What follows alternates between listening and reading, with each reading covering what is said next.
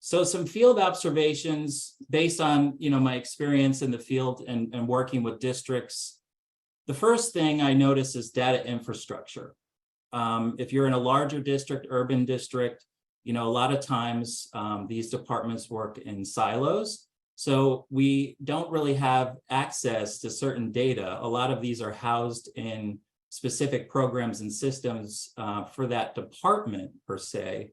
So it really makes it challenging when we're trying to connect these data sources from different departments. So really taking a look at and critiquing what our data infrastructure is like, how accessible it is, who can see it, who's looking at it, and how these data can be accessed and used is something very important to start with. Another is the validity and reliability of the data, right? So how are these, how is the data stored? Were they collected from measures that were valid sources that really were designed to measure what the survey was intended to measure or collect? And then reliability, we could have something that's valid. We could have a valid measure, but it may not be reliable, meaning there's inconsistencies in how the participants are responding across the items. And most often than not, poor reliability is related to, our items, specific items in our survey. Perhaps maybe we're using words that to some individuals are understanding or perceiving the question to be one thing where other individuals are perceiving it to be the other. So it's really important for us to analyze the validity and reliability of the measures that we're creating and using.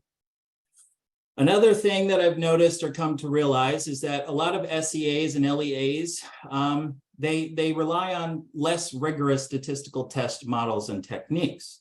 We're relying more on observational methods, such as, looking at the mean, the overall percent of students who are achieving a level 3 or higher. It's really just looking at a summary of these outcomes.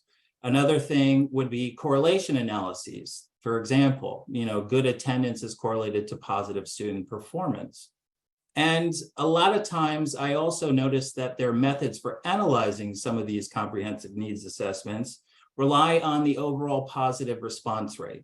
Now, I understand that in theory, showcases or demonstrates that there's an overwhelming majority of positive responses towards the survey or towards whatever it is that we are attempting to analyze. But think about that from a perspective inside. Does it really help us to highlight where those gaps are if what we're trying to do is just highlight our strengths? So some things to think about in terms of how we analyze our data. And now, while current resources out there are adequate in terms of supporting those who are in the position of analyzing these data that are collected from comprehensive needs assessment, there's just a lack of sufficient support for conducting more in-depth analyses to investigate, the effects of some of these things that they're collecting on other factors or outcome variables like student achievement. So, for example, here, the impact of a new reading program for third grade attendance really is a deeper, more complex question to ask of the data than how many students are performing at a level 3 or above.